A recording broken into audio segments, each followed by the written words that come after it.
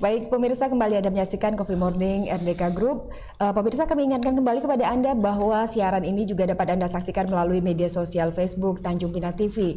Anda juga bisa menyampaikan pertanyaan maupun kritik dan saran kepada para narasumber kami dan nantinya tentu akan dijawab oleh para narasumber. Tentunya pemirsa, tema yang kami usung pada hari ini adalah banjir dan nasib ibu kota ke depan, dan tentu saja pertanyaan yang Anda sampaikan berkaitan dengan tema tersebut. Baik, saya akan ke Pak Doli Boniara selaku Kepala Dinas Sosial Provinsi Kepri. Nah Pak, sejauh ini 2 kali banjir yang terparah yang terjadi di Tanjung Pinang ini, Pak Doli, berapa data masyarakat yang terdampak ini Pak? Baik, terima kasih Mbak Dewi Sarah. Iya Pak. Tentunya kepada abang-abang kami nih, Bang Lis dan Bang Ade Angga. Baik, untuk pertanyaan yang tadi disampaikan, kita bicara khusus Tanjung Pinang ya. Jadi sebenarnya dapat kami sampaikan sebelum adanya kejadian ini, kami dari Dinas Sosial Provinsi Kepulauan Riau bersama juga dengan Dinas Sosial Kabupaten Kota sudah membuat yang namanya surat himbauan begitu kepada Kabupaten Kota untuk melakukan mitigasi bencana. Seperti tadi disampaikan terjadi di Tarempa pada hari Minggu tanggal 20 Desember 2020 itu juga sudah kita antisipasi, dan kejadiannya hampir mirip seperti di Tanjung Pinang itu karena curah hujan. Terjadi arus air yang banyak, tapi setelah itu cepat surut seperti itu. Nah, untuk Tanjung Pinang sendiri, pada kejadian pertama tercatat pada hari Jumat tanggal 1 Januari sampai dengan tanggal 8 Januari 2021, kami mempunyai data ada 720 rumah yang terdampak banjir dan 27 rumah yang terdampak longsor. Sedangkan untuk masyarakat terdapat 1.800 kepala keluarga dengan jiwa 3.210 itu yang kami catat. Sedangkan untuk kejadian yang keduanya pada hari Minggu tanggal 10 Januari sampai tanggal 12, iya Pak, terdampak itu 450 KK dan 1.900 jiwa. Sedangkan yang sudah kami lakukan, yang pertama pada tahap awal, sebenarnya pada tanggal 31 Desember itu saya dengan teman-teman Tagana sudah saling byphone gitu, karena kita sudah melakukan mitigasi. Sehingga pada tanggal 1 Januari yang saya sampaikan tadi, kita membuka 2 posko induk, ya, yaitu di kantor Lurah Tanjung Pinang Barat dan di kantor Dinas Sosial Kota Tanjung Pinang. Sedangkan untuk dapur darurat itu ada 49 yang tersebar di wilayah-wilayah. Untuk tahap banjir kedua itu hanya 1, itu di Tanjung Pinang Barat dengan 28 dapur darurat yang tersebar di masyarakat. Oke, baik Pak. Pak, tadi Bapak menyebutkan ada juga 450 KK yang terdampak dan 1.900 jiwa yang terdampak juga di banjir yang kedua ini Pak ya. Ya. Nah, apakah ini rasanya untuk di Tanjung Pinang tidak ada korban jiwa ya Pak Lis ya. Kemudian apakah di daerah lain seperti di Batam, kemudian juga di Anambas itu apakah terjadi korban jiwa Pak? Yang kami catat ada di Kota Batam. Iya. Itu korban jiwa tanah longsor di daerah Nagoya. Iya. Sedangkan untuk daerah lain mudah-mudahan tidak ada, seperti di Kabupaten Anambas, Kabupaten Natuna, Bintan, Tanjung Pinang, Batam dan Karimun. Ya, kita berdoa semoga tidak ada lah, seperti Iya, itu. iya. Baik, mungkin saya akan ke Pak Lis kembali. Pak Lis, banjir atau bencana yang terjadi di Kepri ini gitu kan, khususnya Tanjung Pinang, ini kan berbeda nih dengan daerah-daerah di Sumatera ataupun di Jawa sana begitu kan. Perlu penanganan yang tepat agar tidak salah nantinya ke depan. Menurut Anda Pak, ini seharusnya seperti apa sih Pak penanganan untuk daerah yang kepulauan seperti kita ini Pak? Ya, terima kasih. Tadi disampaikan bahwa memang Tanjung Pinang tidak ada korban jiwa, tapi korban perasaan banyak. Korban perasaan ya Pak ya. Nah, jadi kalau saya melihat ada langkah-langkah yang belum dilakukan oleh pemerintah. Iya. Pertama adalah Badan Penanggulangan Bencana. Badan Penanggulangan Bencana ini sebenarnya sudah harus melakukan inventarisasi terhadap kerugian, baik itu tahap 1 maupun tahap 2. Nah, sampai hari ini kan kita belum mendapatkan. Dan yang kedua, bahwa kepala daerah, masing-masing kepala daerah itu sudah harus membuat surat keputusan tentang kejadian bencana ini. Nah, kenapa ini penting? Ini berurusan dengan uang. Iya. Kalau kita tidak melakukan itu, maka menaburkan seolah-olah uang APBD bisa kita serahkan begitu-begitu saja. Efeknya nanti ada. Makanya kita minta, dan gubernur juga sampai hari ini tidak bisa membuat surat keputusan tentang bencana karena kabupaten kota belum membuat gitu loh. Artinya Nah, dari ini yang bawah kita dulu lihat, ya dan Pak ya. itu harus dihitung kerugian masyarakat. Jadi mohon maaf Pak ya, masyarakat ini kita kan ada dua dampak banjir. Pertama, satu adalah ada dampak secara infrastrukturnya ya, kayak rusak dan fasilitas umum rusak, jalan rusak dan sebagainya. Nah, dampak yang kedua ini dampak psikologis. Ya, tadi memang tidak ada korban, tapi korban perasaan banyak. Ada yang trauma. Saya kemarin datang, saya tinjau yang namanya akhirnya nenek-nenek yang sudah stroke, dan memang akhirnya kayak apa? Macam mana kayak ngelihat sesuatu tuh kayak ketakutan karena ada yang sedang tidur dia lihat perasaannya mimpi, kasur hanyut dan sebagainya. Nah, maksud saya begini. Jadi langkah-langkah dengan kejadian ini supaya semuanya bekerja enak. Dinsos bekerja enak. Terus PU Perkim juga dinas kerjanya enak, yang lainnya kerjanya enak. Nah, pertama pemerintah daerah, kepala daerah di wilayah-wilayah kondisi yang terkena dampak banjir itu harus segera menerbitkan surat keputusan tentang bencana. Ya, surat keputusan kepala daerah. Yang selanjutnya nanti gubernur bisa melakukan itu. Dasar gubernur itu adalah surat keputusan kepala daerah di kabupaten kota. Nah, barulah nanti berapa anggaran. Nah, kalau bicara soal regulasi, pasal 24 Undang-Undang 17 tahun 2003 ya tentang keuangan negara sudah jelas diperintahkan jika pemerintah daerah belum mempersiapkan anggaran untuk penanganan banjir ini dapat dianggarkan aja, dipakai di switch segala macam masih bisa, atau mungkin bisa digunakan dana tanggap darurat. Kan ada dua fasenya. Tapi bukan berarti itu. Nah, makanya dari saya bilang dalam hal ini alhamdulillah ya pemerintah provinsi itu kita cepat koordinasi antara pemerintah dengan DPRD itu cepat koordinasi sehingga kita mengambil langkah-langkahnya. Alhamdulillah juga kami turun bersama. Besok kami rapat secara umum dengan kabupaten kota juga.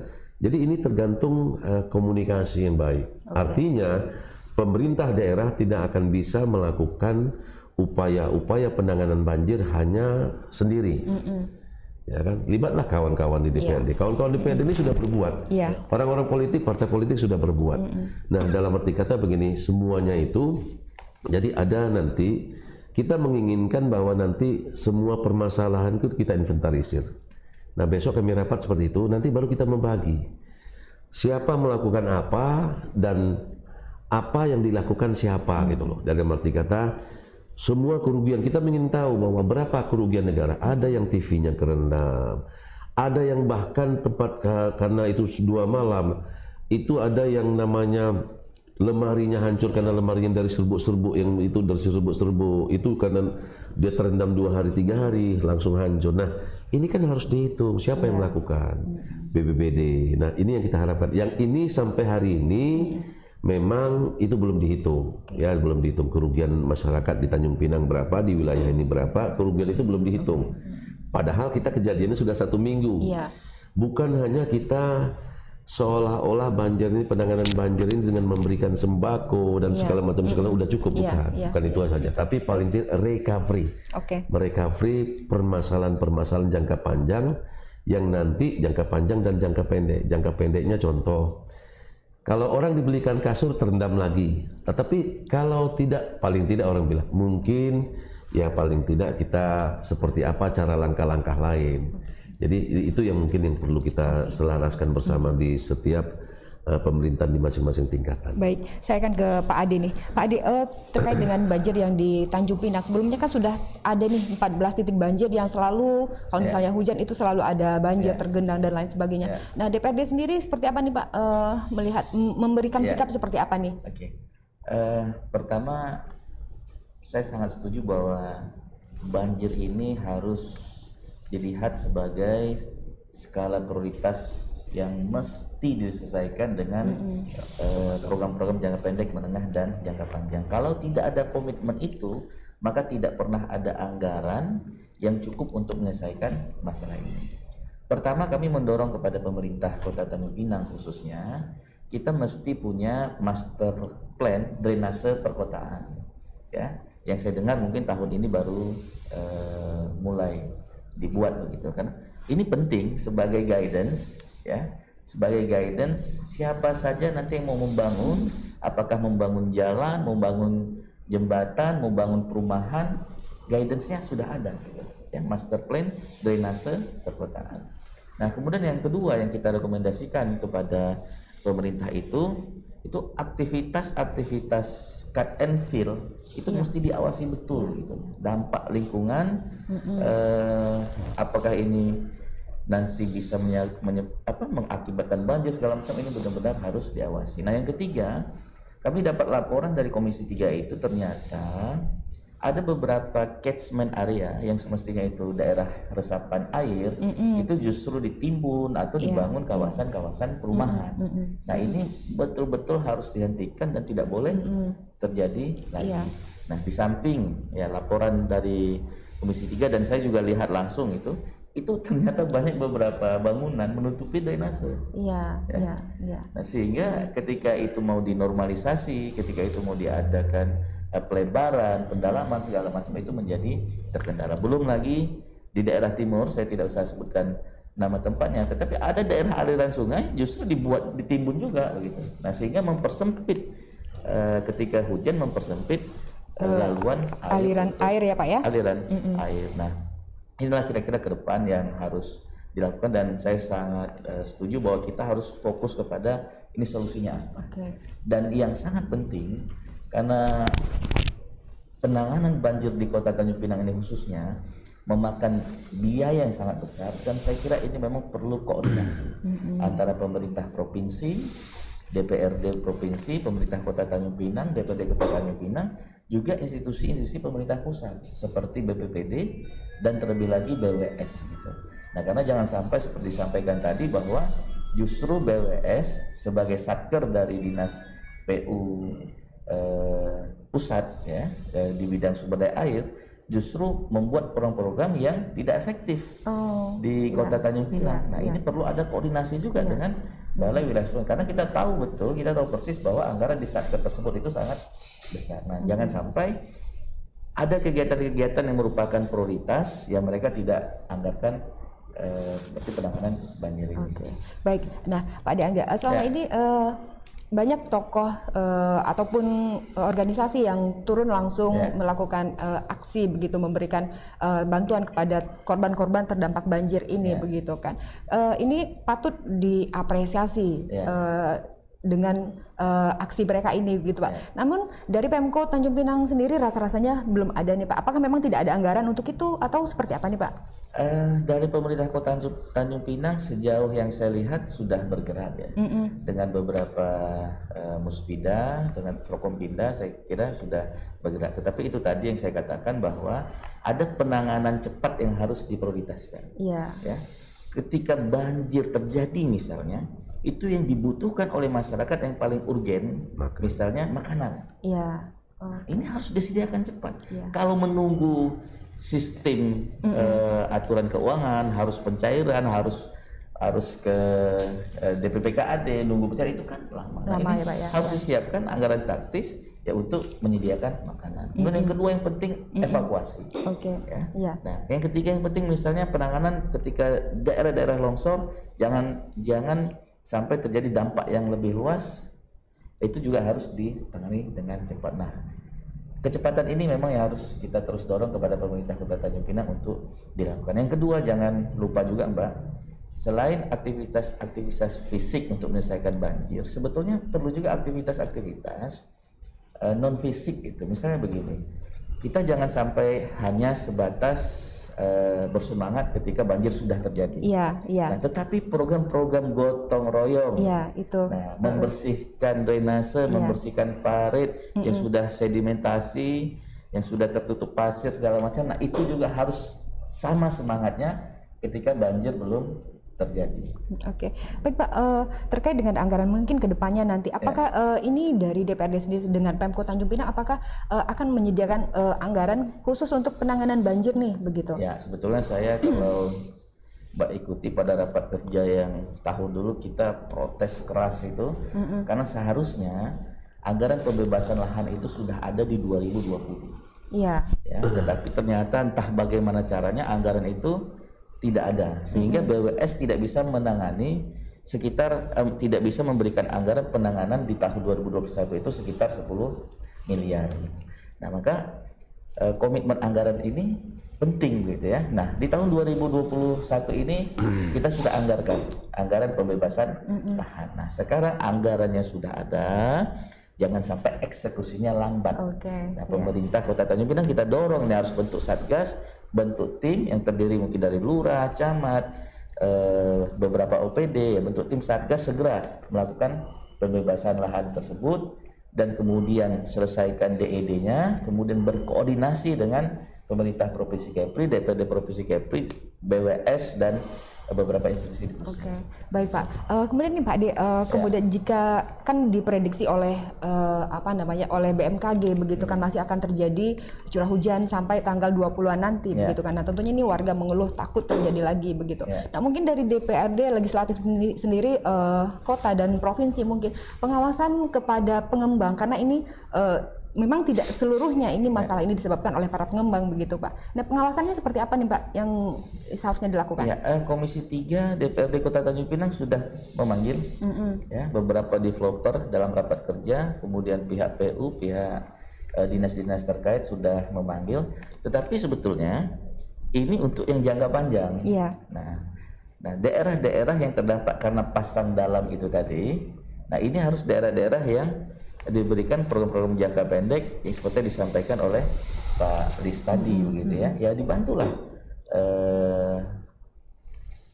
didata lah gitu apa dampaknya, kemudian apa program yang harus diselesaikan pada hari itu juga. Nah, itu yang bisa kita lakukan kalau banjir itu diakibatkan oleh pasang dalam. Karena kalau untuk menyelesaikan kita tidak akan bisa menyelesaikan dalam 1-2 hari atau 1-2 bulan, ya ini harus dengan jangka yang panjang. Baik, mungkin Pak Lis bisa menambahkan Pak seperti apa sih ini karena mungkin ada juga nih pengembang yang nakal begitu Pak. Jadi sepertinya kalau kita melihat memang permasalahan banjir ini kan ada yang memang human error, ada yang memang kondisi alam, dan ada yang memang juga infrastruktur yang tidak memadai. Nah, kalau kita melihat ada beberapa hal yang mungkin kita kan di permasalahan bencana ini kita tidak mencari salah siapa yang salah, tetapi bagaimana permasalahan kekurangan masa lalu itu kita perbaiki di masa depan. Salah satunya adalah yang terkait dengan perizinan sebenarnya. Memang seperti yang disampaikan Pak Ade, nggak ada memang kawasan yang memang daerah tersebut adalah daerah resapan air, tetapi dibikin perumahan. Dan dulu memang zaman saya dulu memang nggak keluar izinnya gitu loh. Memang saya tekankan kenapa kalau kita memberikan izin, khususnya izin perumahan ini, pertama yang harus kita pikirkan adalah bagaimana pembuangan limbah yang harus, dan juga tentunya daerah-daerah resapan yang harus kita jaga. Ini salah satu contoh, ada di sekitar Bumi Air Raja di pinggir jalan besar itu. Kemarin juga saya waktu pada saat peninjauan saya minta coba tolong PU ataupun juga mungkin Satuan Polisi Pamung Praja lah yang mengawasi Perda, coba ada daerah di situ ada pemotongan lahan, pematangan lahan. Nah, kita tanya, kalau saya lihat itu akan memiliki dampak yang besar lagi di kawasan sekitar Air Raja ini di pinggir jalan sekali. Nah, kita harapkan pengawasan-pengawasan yang betul-betul memang dilakukan secara bersama-sama dalam rangka untuk mengantisipasi jangan sampai dampak-dampak lingkungan semakin besar ke depannya. Oke, baik Pak Lis, terima kasih. Kita akan lanjutkan diskusi ini di segmen ketiga nanti, Pak Doli juga.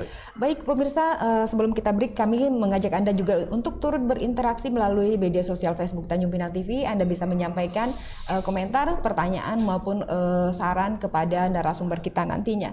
Pemirsa, kami akan kembali setelah jeda pariwara berikut ini.